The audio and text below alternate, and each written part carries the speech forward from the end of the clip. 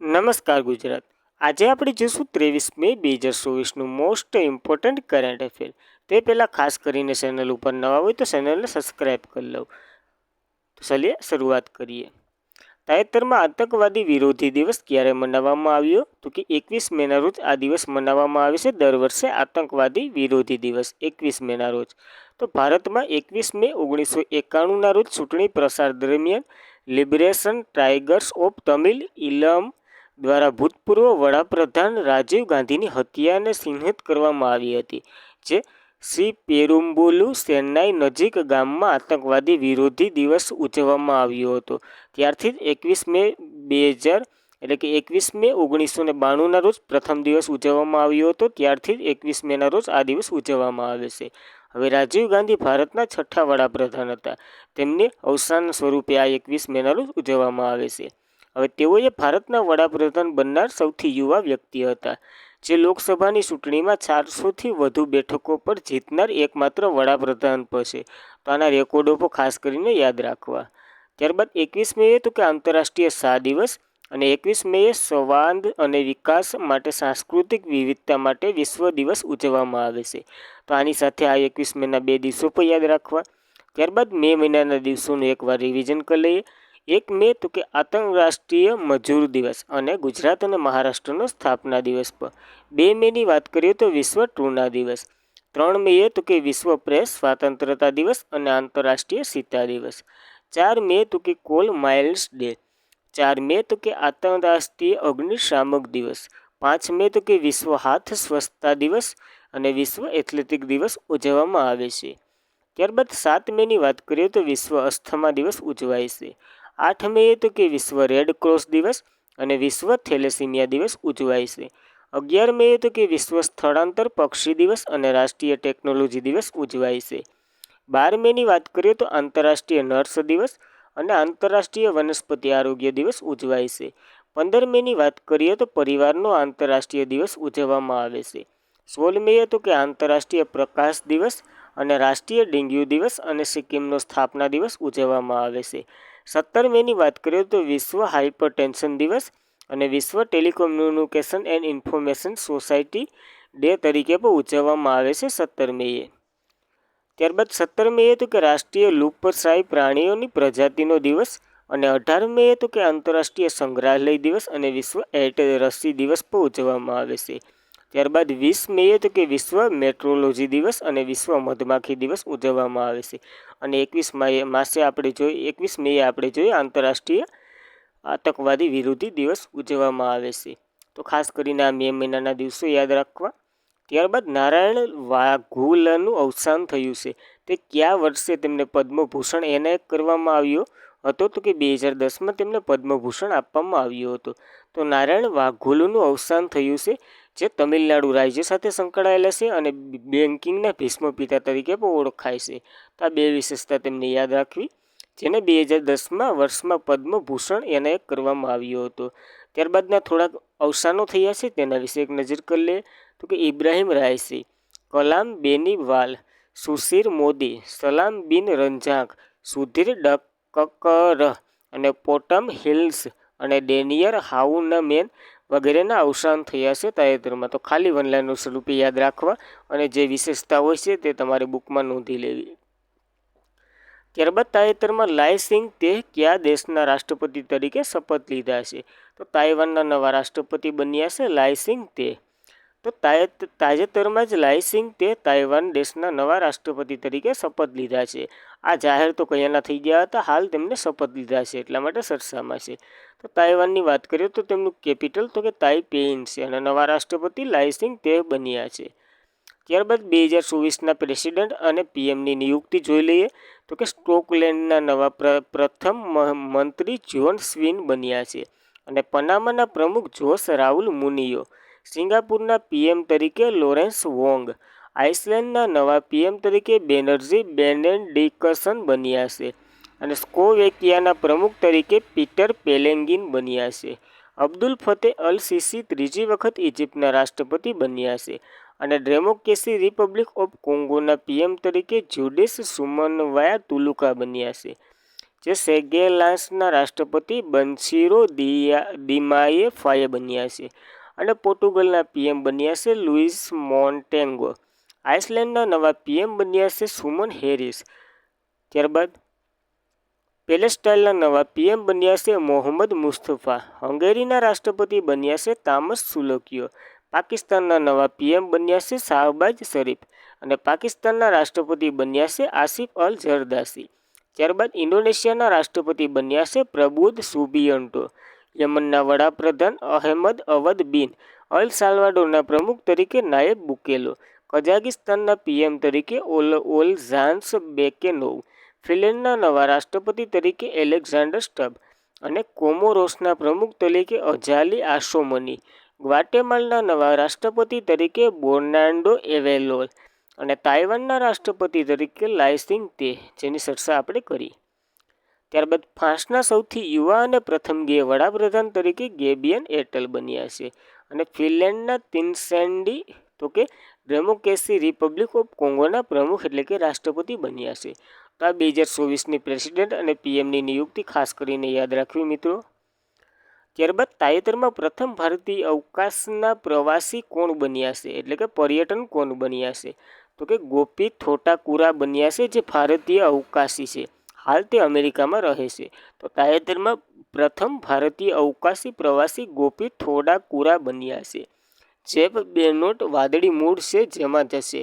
અને અવકાશ ક્યાંથી ગણવું? ક્યાં દરવાજો તો નથી કે ભાઈ આની પાછળ અવકાશ કે આની આગળ અવકાશ. તો કે 100 કિલોમીટરથી ઉપરની જે રેખા પડે, સીધું વયું જવાનું. 100 કિલોમીટરથી ઉપરની જે અવકાશની રેખા પડે તેને ત્યાંથી અવકાશની શરૂઆત થાય છે. આ જે વાદળી મૂળ ગયું હતું તે 105 કિલોમીટર સુધી ગયું હતું, જે મિશન NS-25 દ્વારા મોકલવામાં આવ્યું હતું. તો ખાસ કરીને ગોપી થોટાકુરાને યાદ રાખવા. ત્યારબાદ જે અવકાશનું જીકે પ્લસ કરંટ અફેર છે તેના વિશે એક નજર કરી લઈએ. તો કે સુનિતા વિલિયમ્સ એ ભારતીય અમેરિકાની અવકાશ યાત્રી છે, જેણે 2006માં US બોઇંગ કંપની સ્ટારલાઇન અવકાશમાં પ્રથમ વખત ઉડાન ભરી હતી. અને બીજી વખત 2012માં. અત્યાર સુધી 3 ભારતીય મહિલાએ અવકાશમાં જઈ ચૂકી છે: કલ્પના ચાવડા, સુનિતા વિલિયમ્સ અને રિશિષા બંધેલા. તો ખાસ કરીને યાદ રાખવા. ત્યારબાદ થોડા ક્વેશ્ચનો જોઈ લઈએ અવકાશને લગતા. તો કે ક્રિસ્ટીના કોસ તો કે ચંદ્ર પર જનાર પ્રથમ મહિલા. અવકાશમાં જનાર પ્રથમ ઉપગ્રહ સ્ટુપિટિન-1 હતો, જે રશિયા દ્વારા મોકલવામાં આવ્યો હતો. આર્યભટ્ટ જે અવકાશમાં જનાર ભારતનો પ્રથમ ઉપગ્રહ હતો. અને અવકાશમાં જનાર પ્રથમ વ્યક્તિ પુરી ગાંગરીક હતા. અને રાકેશ શર્મા અવકાશમાં જનાર પ્રથમ ભારતીય વ્યક્તિ હતા. જે નીલ આર્મસ્ટ્રોંગ ચંદ્ર પર જનાર પ્રથમ વ્યક્તિ છે. અને ભારતનું લક્ષ્ય 2040 સુધી ચંદ્ર પર માનવ મોકલવાનું છે. જ્યારે ગોપીચંદ્ર થોટાકુરા પ્રવાસ તરીકે અવકાશ પર જનાર પ્રથમ ભારતીય બન્યા છે. અને જેફ બેઝોસની કંપની બ્લુ ઓરિએન્ટ હાલમાં જ ન્યૂ શેપર્ડ 25 મિશન માટે પસંદ કરવામાં આવ્યું છે. તો ખાસ કરીને આ અવકાશને લગતા એટલે ક્વેશ્ચનો યાદ રાખવા.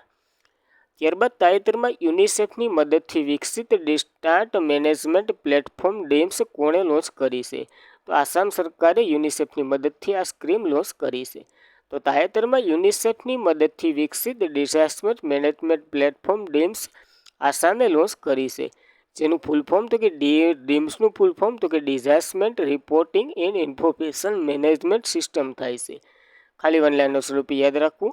હવે આસામ વિશે તમે તમારી રીતના માહિતી લઈ લેજો. યુનિસેફ વિશે હું આપી દઉં.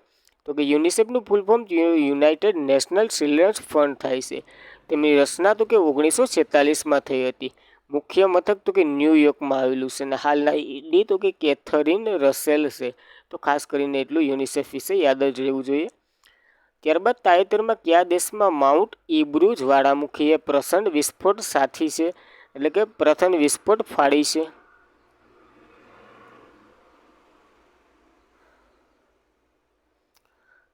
ત્યારબાદ તાજેતરમાં કયા દેશમાં માઉન્ટ ઇબ્રુ જ્વાળામુખીએ પ્રચંડ વિસ્ફોટ સાથી એટલે કે ફાડી છે?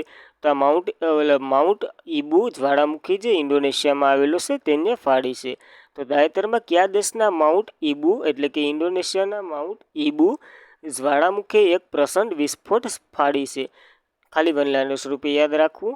ત્યારબાદ થોડાક જ્વાળામુખીઓ ચર્ચામાં રહ્યા છે તેના વિશે એક નજર કરી લઈએ. તો કે વિશ્વનો સૌથી વધુ સક્રિય જ્વાળામુખી તો કે માઉન્ટ કોટોપેક્સ છે જે એક્વાડોરમાં આવેલો છે.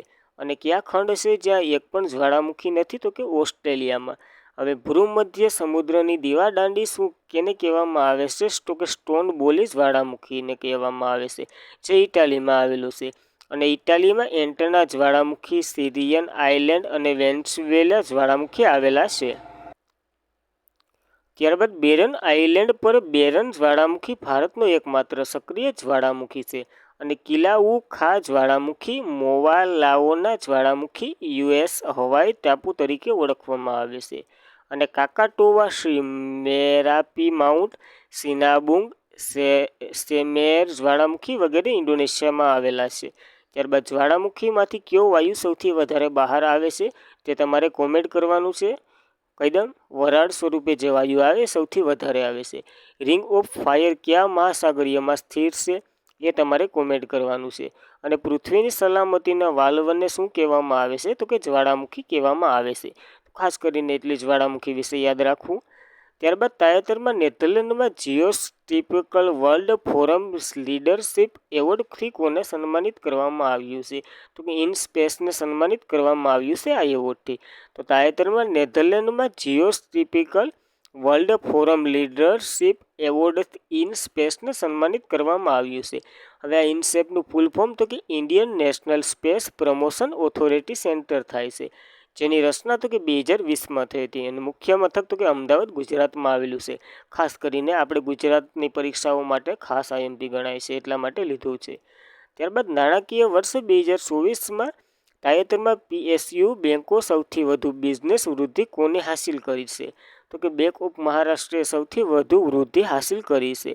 તો નાણાકીય વર્ષ 2024માં તાજેતરમાં પીએસયુનું ફૂલ ફોર્મ તમારે કોમેન્ટ કરવાનું છે. બેન્કોમાં સૌથી વધુ બિઝનેસ વૃદ્ધિ બેંક ઓફ મહારાષ્ટ્રએ હાસિલ કરી છે. જ્યારે બેંક ઓફ મહારાષ્ટ્રની વાત કરીએ તો તેમની રચના 1935માં થઈ હતી.